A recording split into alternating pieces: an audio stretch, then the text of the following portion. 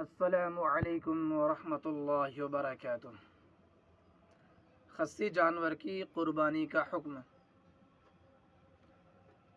خصی جانور کی قربانی کرنا نہ صرف جائز بلکہ افضل و بہتر ہے۔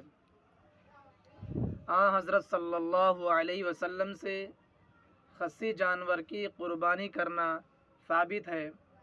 خصی جانور نہ ہونے پر مادہ جانور کی قربانی افضل ہے۔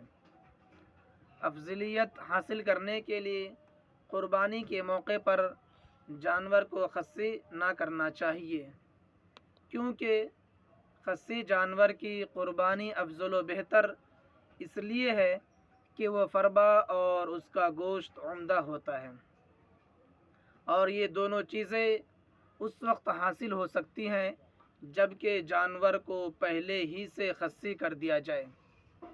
بعض لوگوں کا خصی کرنے کو جانور پر مطلقاً ظلم قرار دینا درست نہیں۔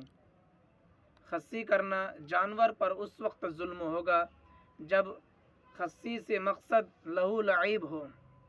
فقہا نے اس کو ناجائز لکھا ہے، لیکن اگر جانور کو خصی کرنے سے مقصد منفعت ہو تو یہ جائز ہے۔